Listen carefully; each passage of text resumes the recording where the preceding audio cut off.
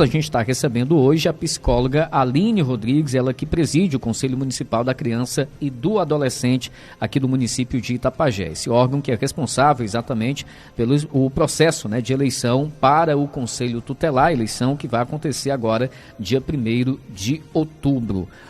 Aline, boa tarde, seja bem-vinda aqui ao nosso Jornal Integração, tudo bem?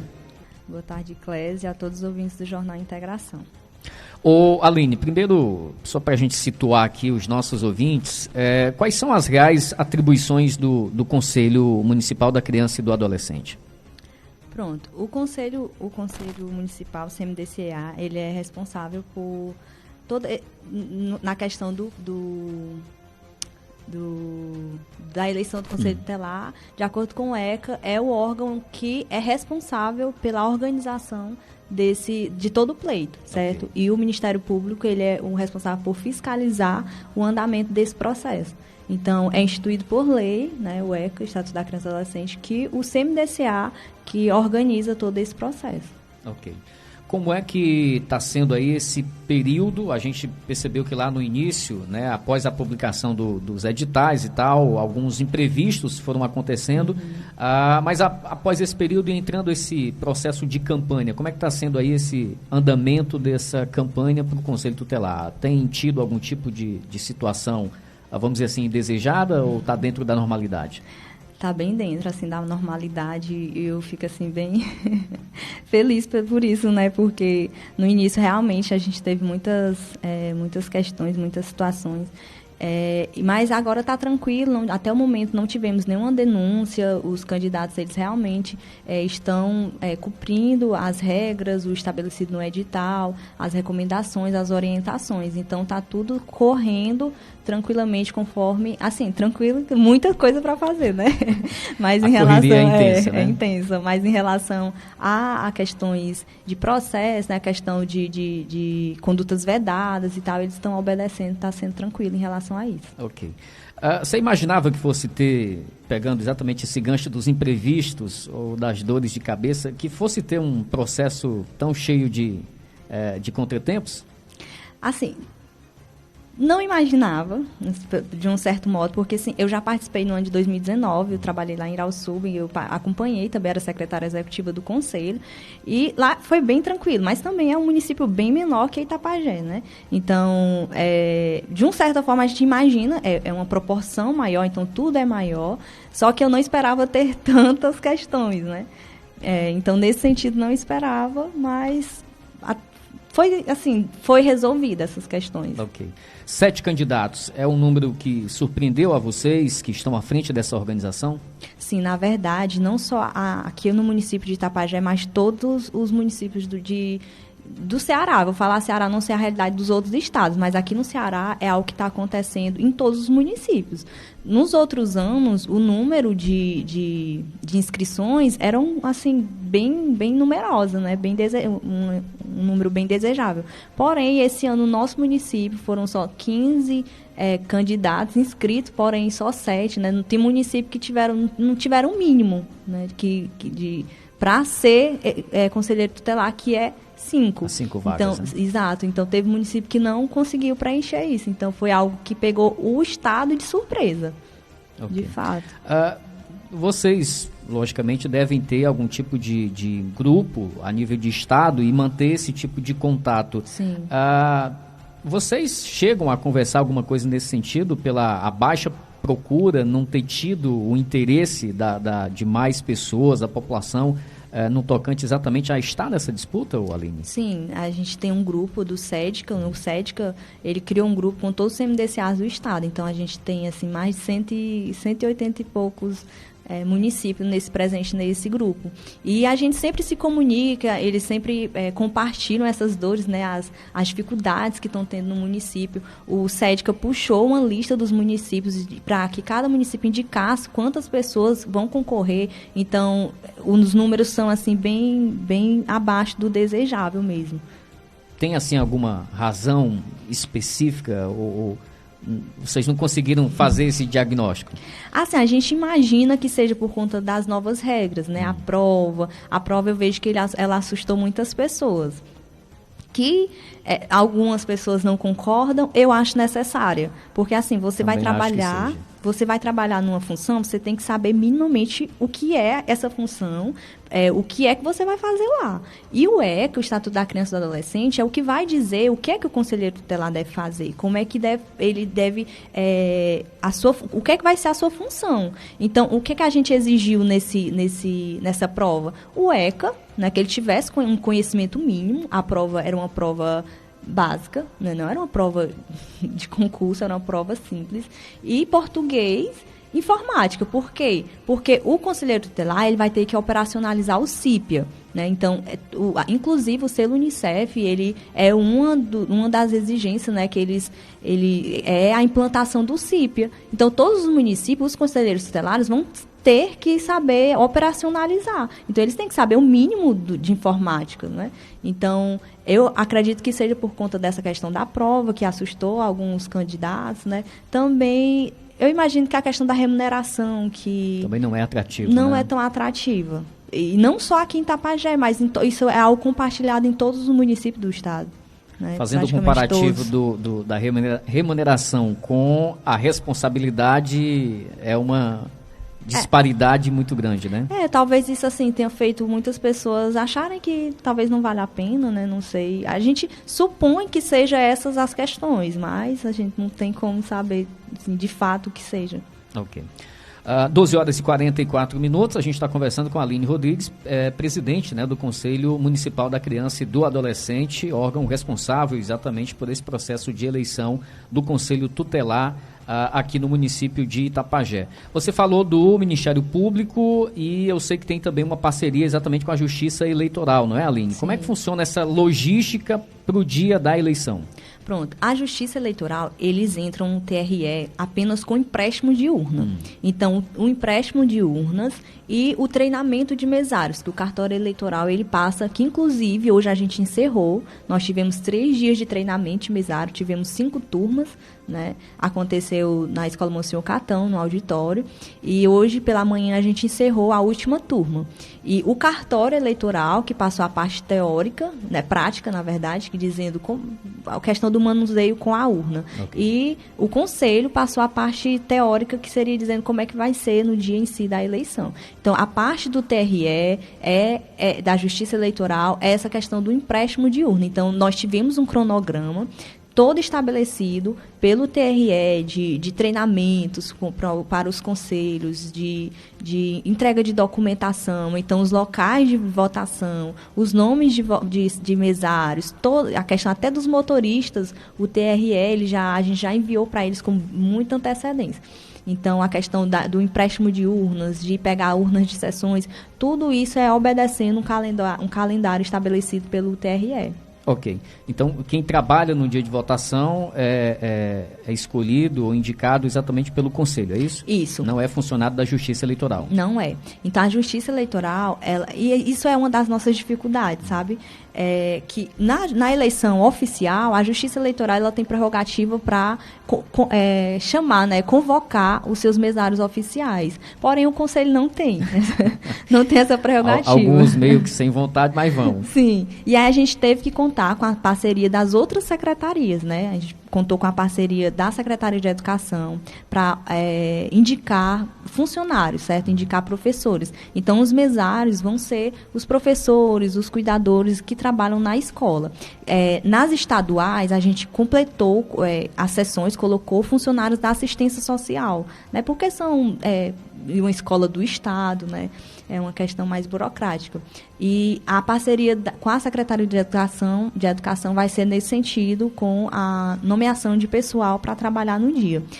A parceria com a Secretaria de Saúde, eles emprestaram também carros para a distribuição de urnas. Então, eu costumo dizer que é uma eleição não só da Secretaria de Trabalho e Assistência Social, porque o Conselho está vinculado a essa secretaria. É uma eleição do município, que a gente precisa do apoio de todas as secretarias, né, para que o pleito ele aconteça de uma forma esperada, né, desejada. Ok. 12 horas e 47 minutos, 12h47. Ô Aline, e no tocante aos locais de votação, serão os mesmos onde nas eleições normais já tem as sessões de votação ou não? Como é que é? Quase todos. Nós teremos 35 locais de votação e eu não sei se tem tempo, mas eu poderia citar, eu acho importante assim, citar os locais de votação para a população ficar por dentro dessa informação. Então, teve locais que a gente teve que agrupar, né? Porque por conta de pessoal quantidade, e também né? Quantidade de pessoal que a gente iria precisar e também por ser não ser uma eleição obrigatória, infelizmente nem todo mundo vai votar. Então não tem a necessidade de ser em todas as escolas como é na eleição oficial. Então assim, no Centro Social Urbano, que é o CSU. E o CRAS Catão, eles estão no CRAS. Assim, são né? sessões agregadas. São agregadas, está, né? Agregada no CRAS. Então, as pessoas que votam no CSU vão votar no CRAS. Certo. Lá no CRAS teremos 3 sessões, que essas sessões foram distribuídas nesse local. Então, no científico, né, Centro Interescolar João Teixeira Saraiva, nós teremos 3 sessões. Na creche Dona Duquesa, nós teremos 4 sessões por conta do número de votantes. Monsenhor Catão, nós teremos 4 sessões. No Capitão Manuel Pinto de Mesquita, também teremos 3 sessões.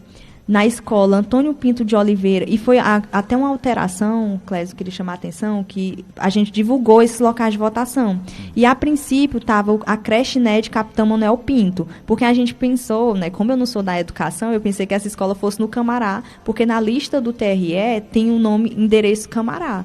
Porque teve a mudança agora recentemente, né? E essas pessoas que votam no NED são a população do Camará, né? Que moram no Camará. Mas aí, como o TRE diz que a gente pode levar essa sessão para lá, né? Então, na eleição do Conselho Tutelar, as pessoas que votam na creche NED Capitão Manuel Pinto Mesquita vão votar na Antônio de Oliveira. Que é a escola da própria localidade, né? Sim. Ok.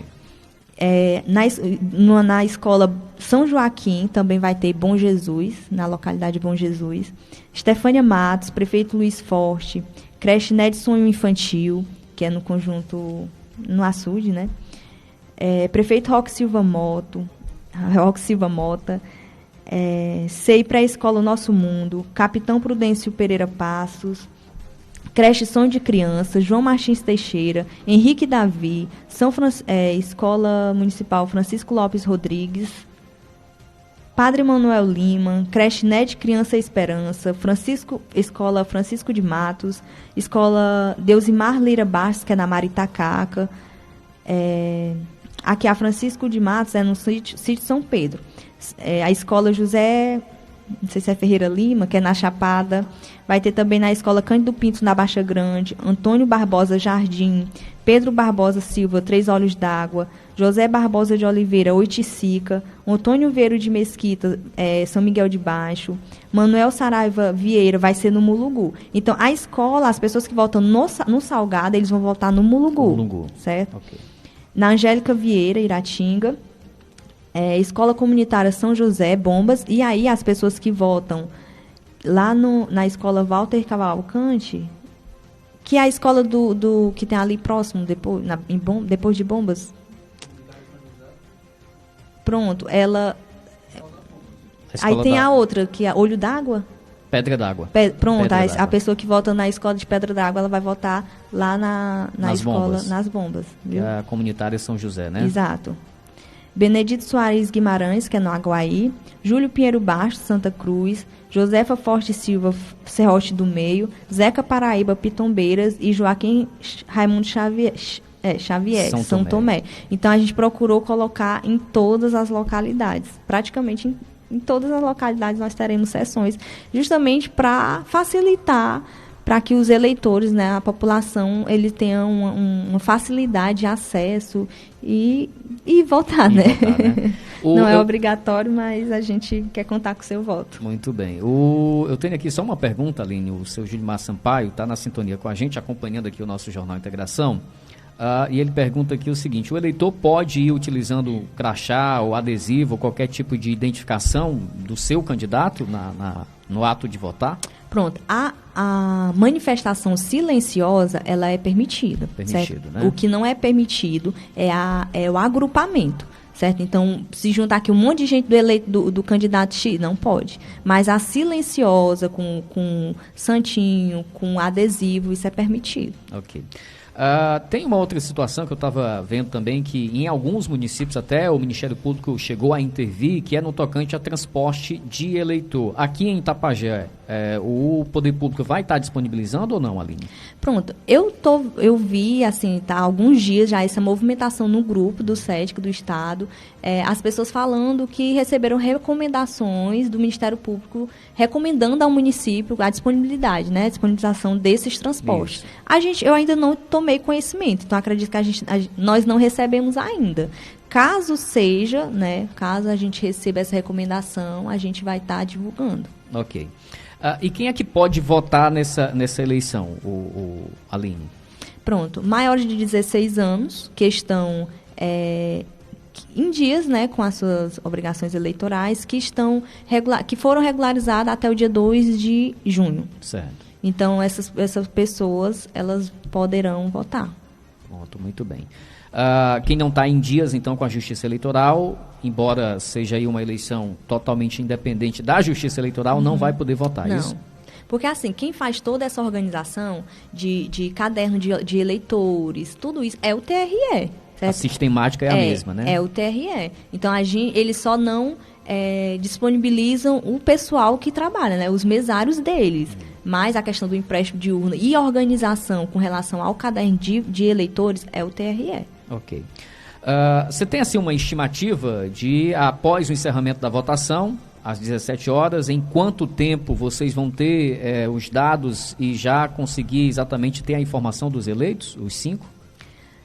Eu acredito que aproximadamente umas 8 horas. Não né? sei, assim, de certeza, porque tem localidades muito distantes. Então, assim, a entrega, a distribuição das urnas, elas têm uma sequência.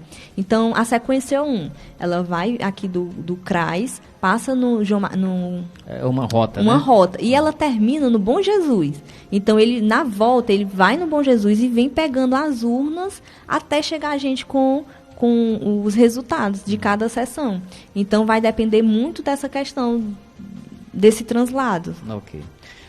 12h55, Aline, só antes aqui da gente encerrar, nós tivemos aqui duas situações, pelo menos que eu tomei conhecimento, e eu queria ver até que ponto você consegue entrar nesses dois respectivos assuntos. Uma referente ao José Marcelino, que teve a candidatura indeferida, e a outra com relação ao candidato Maílson Lopes, né, que houve um certo questionamento no tocante ao domicílio eleitoral dele, se eu não estou equivocado. O que você pode passar de informação referente a esses dois casos em especial? Pronto. A questão do José Marcelino, ele não estava aqui com a Justiça Eleitoral, certo? E aí ele entrou com recurso. De cara, o Ministério Público negou, indeferiu o pedido, eu acho que ele entrou novamente com recurso e está nesse trâmite. Porém, o Ministério Público já indeferiu, já tinha indeferido. Por quê? Porque era uma das exigências a pessoa estar quite com a Justiça Eleitoral. Então, era um dos requisitos no edital. Então, se a pessoa não está quite com a Justiça Eleitoral, seja lá pelo motivo, ele não está apto, né? Embora não seja 100% as mesmas regras de uma eleição oficial, ela tem todo um critério também.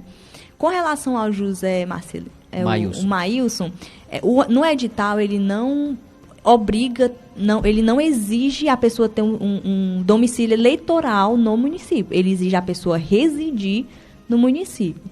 Certo? Então, o domicílio eleitoral dele é Tejuçuoca. Porém, ele tem documentação, ele apresentou todos os documentos, né? Ele reside e trabalha em Itapajé. E trabalha em Itapajé. Okay. Já há um bom tempo, inclusive. Uma outra situação que a gente observou também é que todos os candidatos são do sexo masculino, do gênero masculino. Logicamente que isso é uma questão que não cabe ao Conselho determinar. Mas chama a atenção o fato de mulheres não terem despertado também o interesse em estar nessa disputa, Aline? Assim, nós tivemos 3 candidatas, né, mulheres, e uma desistiu, na Lígia, né, está ocupando outra função, e outras 2, elas não passaram nos critérios, certo? Nas exigências de documentação. Então, a candidatura delas foram indeferida por conta disso. Então, elas nem puderam fazer a prova por conta dessa questão.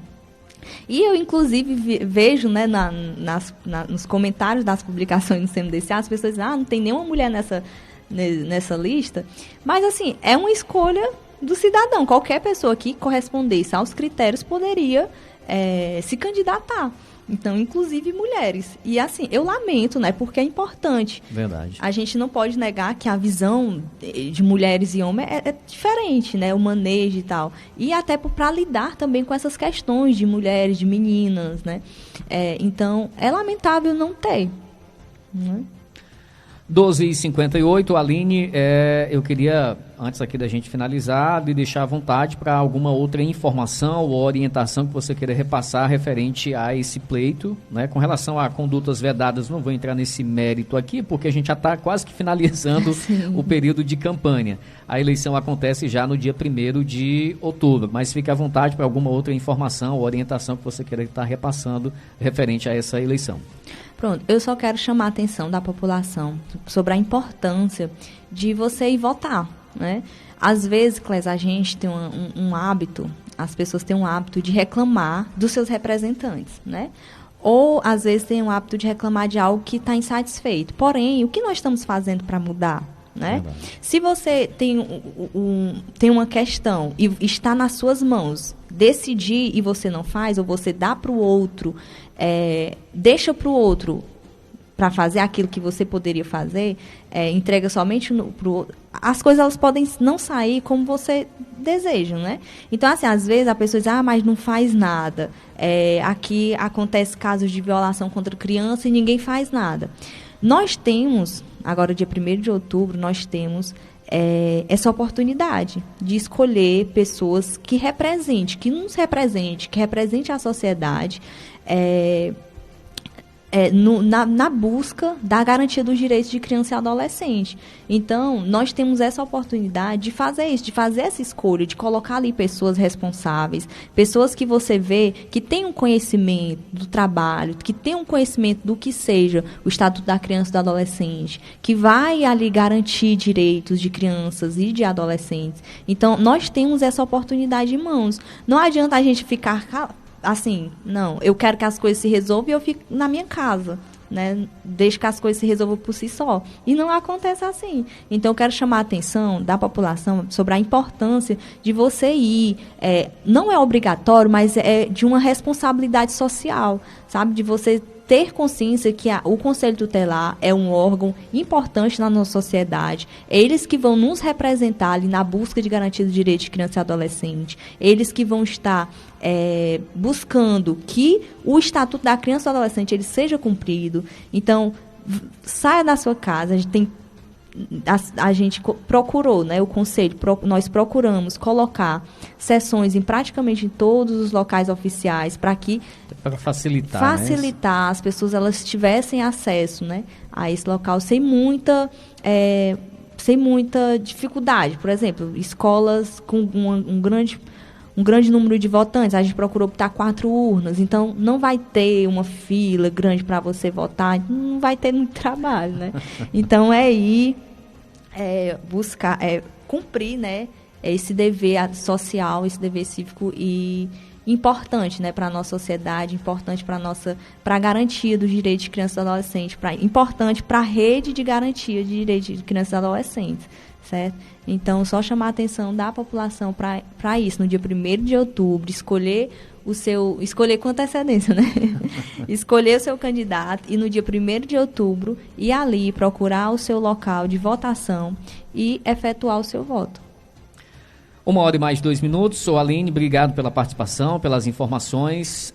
A nossa emissora está sempre à disposição, sempre que necessitar exatamente de repassar alguma informação, alguma orientação e boa sorte nessa sequência aí desses dias que restam desse processo eleitoral até o dia de votação. Eu agradeço, Clécio, de fato, vocês assim foram parceiros, né, na divulgação. A gente sempre que tinha alguma coisa, eu chamava, essa hora a gente pode... O Mário estava sempre O Mário perturbando. estava sempre lá. E assim, eu agradeço demais, porque isso é importante, a população ficar ciente dos trâmites, né, do que é e tal. E teve até algumas pessoas que falaram, né, alguns amigos assim, olha, eu nem sabia da eleição. Eu estava sabendo que eu estava acompanhando as redes sociais, as tuas redes sociais, eu estou sempre postando, né, algumas coisas lá. E, assim, é bom dar visibilidade, né? É importante dar visibilidade a esse processo. A população está ciente, olha, dia 1º de outubro, nós temos uma obrigação de procurar a nossa sessão e ir votar nos candidatos ao Conselho Tutelar. Então, eu quero agradecer aqui a parceria da Rádio Atitude FM, por sempre ter aberto aqui as portas para a gente, e agradecer a todos os ouvintes e tenha uma boa tarde. Muito bem, conversamos então com a psicóloga Aline Rodrigues, presidente do Conselho Municipal da Criança e do Adolescente aqui do município de Itapajé.